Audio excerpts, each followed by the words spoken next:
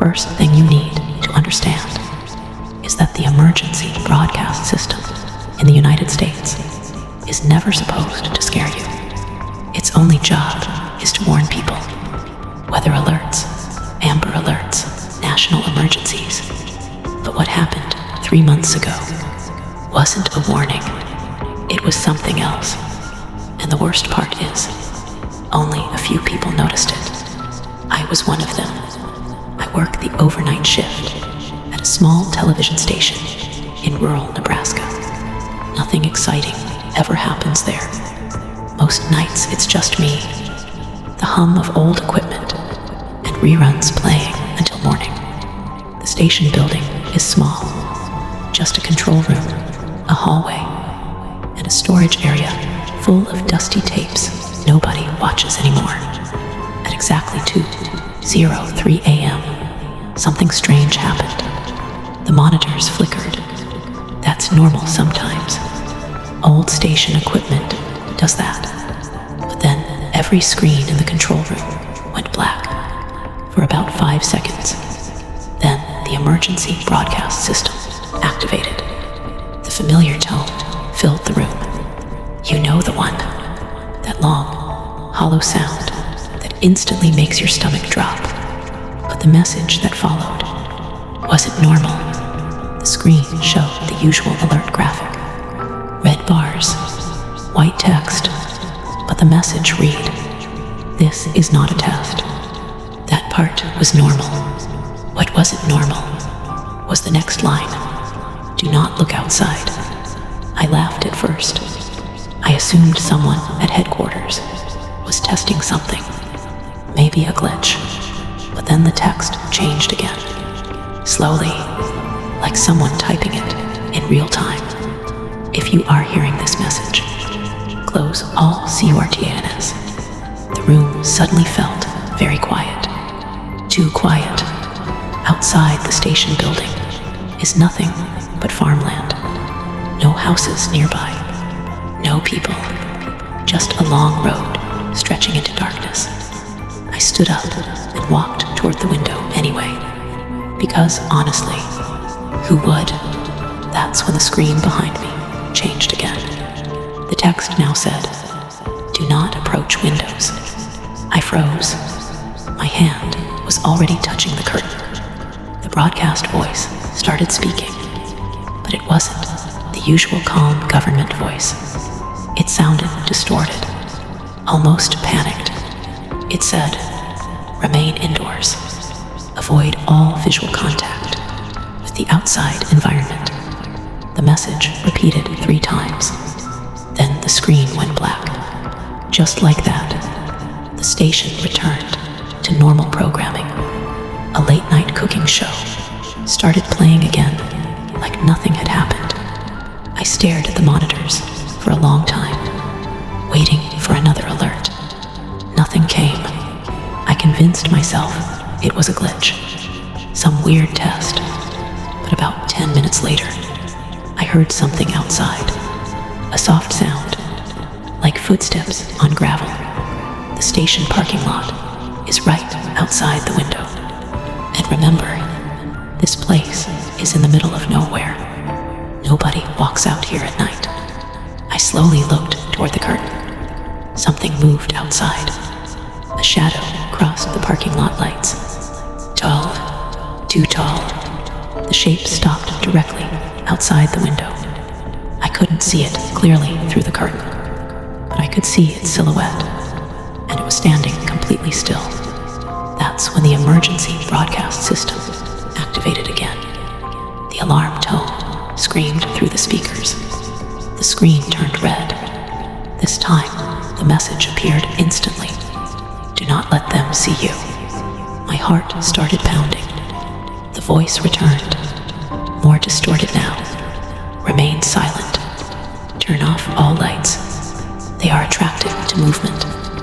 I immediately shut off the control room lights. The entire building went dark.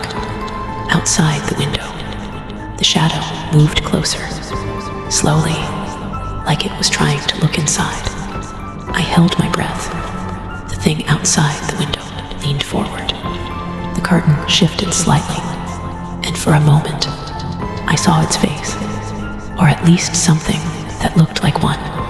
Pale, smooth, with no visible eyes, just a long shape where a mouth should be. Then it turned its head, like it had heard something. Down the road, another shape appeared, then another, dozens of them, all walking slowly along the road, heading toward town. The broadcast voice returned again, but this time it sounded different, almost defeated. It said, "If you can hear this message, do not attempt to leave your home. Lock all doors." Then the text changed one final time. "They are learning." I stayed inside the control room until sunrise. The creatures disappeared with the daylight. By morning, the world looked completely normal again. Cars drove by. Farmers went to work. No emergency reports. No news alerts. Nothing. Later that day, I called the National Broadcast Office. I asked about the emergency alert from the night before. The woman on the phone sounded confused. She told me something that still keeps me awake at night. She said there were no alerts sent to our station that night. Not a single one. But that's not the part that scares me the most. The part that scares me is what happened last night at exactly 2:03 a.m. Every screen in the station turned red again, and the message said, "They can see you now." Then the broadcast ended, and outside the window, something knocked, slowly, 3 times. The control room door handle slowly turned, just a few inches. Then it stopped.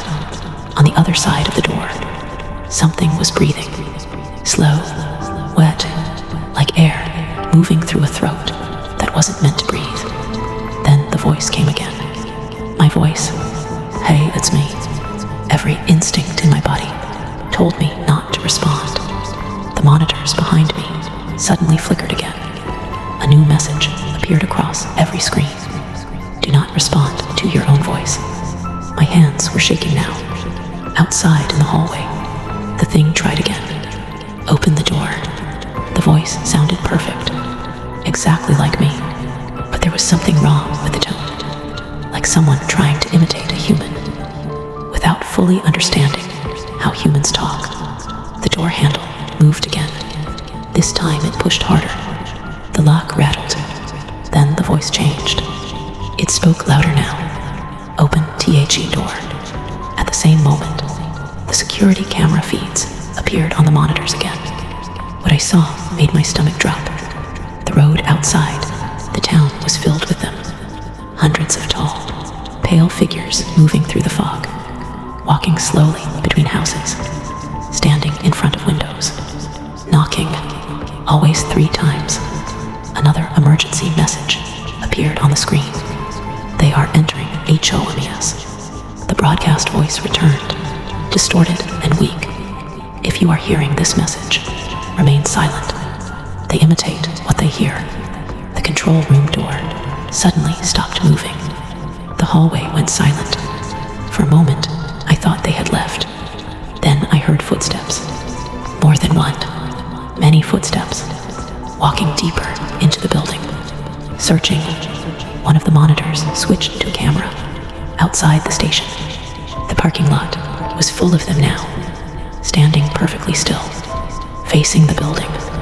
Watching. And then I noticed something worse. They were learning. Some of them were trying to speak. Their mouths opening and closing. Repeating sounds they had heard. Fragments of human voices. Half sentences. Broken words. The broadcast system activated again. But this time, the message appeared faster. Like someone was running out of time. They learn by WTCHNG. Then another line appeared. They learn by LISTNIG. My eyes moved slowly toward the dark window.